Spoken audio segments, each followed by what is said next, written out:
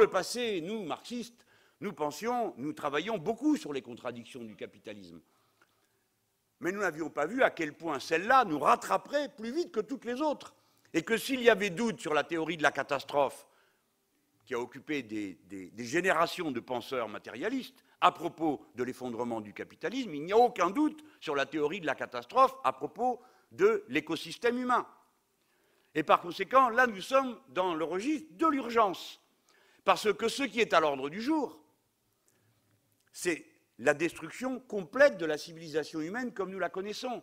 Il ne faut pas biaiser avec cette réalité. On ne le dit pas pour faire peur et participer à l'idéologie dominante et à l'esthétique du capitalisme, qui est de faire peur tout le temps à tout le monde, pour que tout le monde ait peur de tout le monde et que la dissociété fonctionne à mort. Non, mais parce que c'est la réalité, le défi intellectuel le plus intéressant qui nous est lancé. Comment allons-nous faire pour éviter cette situation ?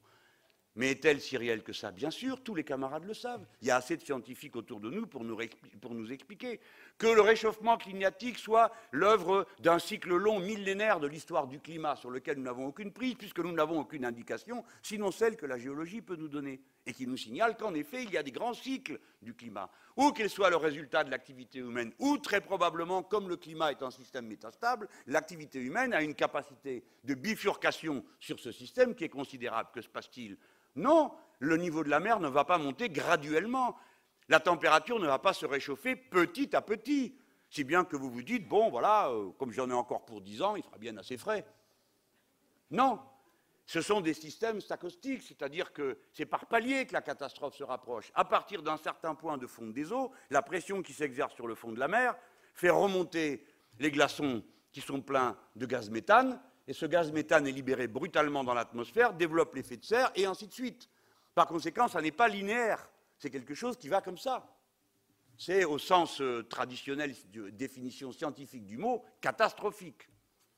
Cette bifurcation, c'est elle qui appelle l'écosocialisme. Ce n'est pas l'idée que nous aurions à lifter notre doctrine, parce que nous aurions à nous reprocher un passé calamiteux ici, des insuffisances là, etc. Ce n'est pas ça le sujet.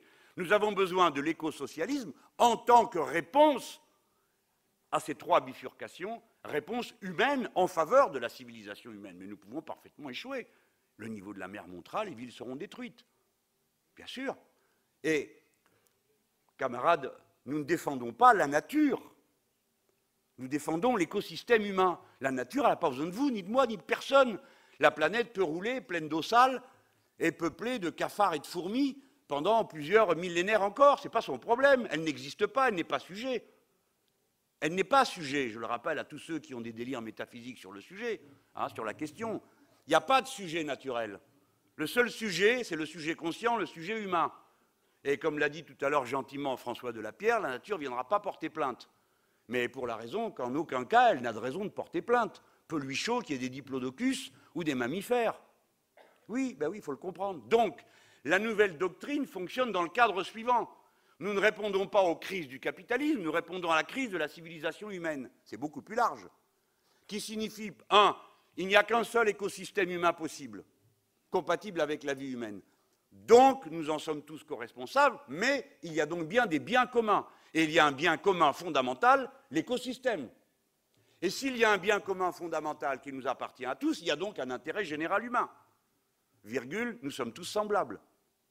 Nous sommes tous semblables, c'est une idée qui a été discutée 1 million de fois. Il y a plein de gens qui disaient, mais pas du tout. C'est quand vous commencez à dire qu'on est tous semblables, alors qu'à l'évidence, il y a des hommes, des femmes, des gros, des petits, des maigres, des très instruits, des très bêtes. Vous voyez bien que dans l'ordre de la nature, l'égalité n'existe pas. Il n'existe que la prédation.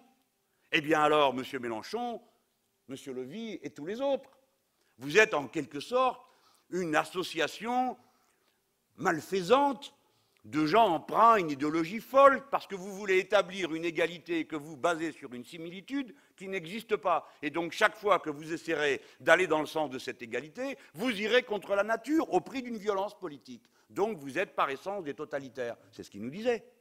À quoi nous répondons? Non pas sur la nature humaine, impasse philosophique que tout le monde connaît quand on est matérialiste, mais nous répondons sur le fait objectivement démontré de la similitude dans la dépendance à l'égard d'un écosystème unique. Donc nous sommes bien tous semblables. Et si nous sommes bien tous semblables, petits, gros, quelle que soit notre couleur, quel que soit notre sexe, qu'il y a un intérêt général, comment pouvons-nous faire pour le trouver? Nous n'avons rien d'autre que notre intelligence. Donc, il faut pouvoir discuter. Impossible de discuter si certains viennent à table avec des vérités révélées, qu'elles soient religieuses ou politiques. Au sens où on dirait, ah ben écoutez, il y a la loi du marché, de quoi vous parlez? La loi du marché, c'est ça qui règle tout. Ah ben non, c'est une croyance aussi aveuglée que celle qui consisterait à dire, tout ce que vous dites est très sympathique, mais dans le décalogue, à l'article tant, Dieu a dit que. Et par conséquent, la discussion est terminée parce que c'est lui qui l'a dit. C'est de même nature, c'est la même métaphysique, c'est le même refus de l'idée que nous ne sommes que des êtres humains, c'est-à-dire avec une capacité de compréhension du réel qui est limitée par nos sens et même par notre intelligence. Et donc, nous ne pouvons prendre des décisions que provisoires et que pas bonnes. Mais on en prend certaines moins bonnes que d'autres. Raison pour laquelle on corrige au fur et à mesure. Tout ça, ça s'appelle un intérêt général humain, la délibération libre. Donc il faut des institutions politiques laïques, séparées. Et la laïcité, ce n'est pas seulement l'affaire du rapport, la séparation du religieux. C'est aussi la séparation de l'idéologie mercantile. C'est aussi le refus absolu de voir à l'école non seulement des vérités révélées être enseignées, mais je refuse qu'on mette dans la trousse du petit jeune qui vient un tube de Colgate, ou qu'on lui donne, comme l'a montré tout à l'heure François Delapierre, des cours préfabriqués qui induisent une vision du monde et lui interdisent le recul critique sur cette vision du monde. Le mercantilisme est un obscurantisme à l'école. Ce n'est pas une option pour s'adapter à la vie.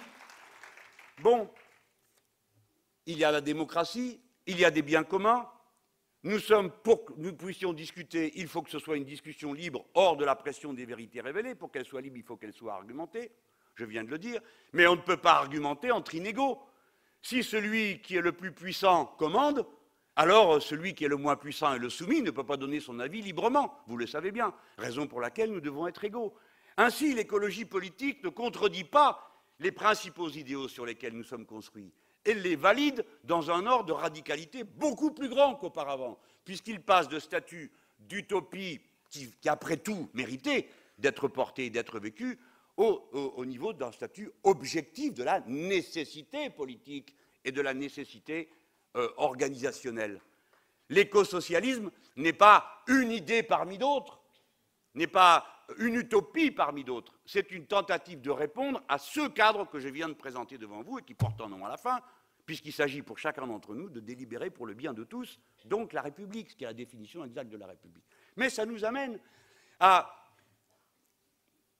deux choses. Premièrement, observer que nous répondons à un désastre. Avons-nous, oui ou non, des moyens d'y répondre? Premier moyen, notre intelligence, ce que nous avons compris. D'où l'importance de faire comprendre, de conscientiser, comme on disait autrefois. Deuxièmement, importance d'agir. Troisièmement, importance de le faire dans les délais adaptés. Et puis nous avons des outils d'action. C'est là que prend tout son sens la planification écologique, sur laquelle je ne viens pas, puisque Martine Billard l'a très brillamment démontré et illustré il y a à peine un instant. Mais cette planification écologique nous pose des problèmes, celui de la démocratie dans la planification. Ce n'est pas une question annexe, c'est la question de la liberté individuelle.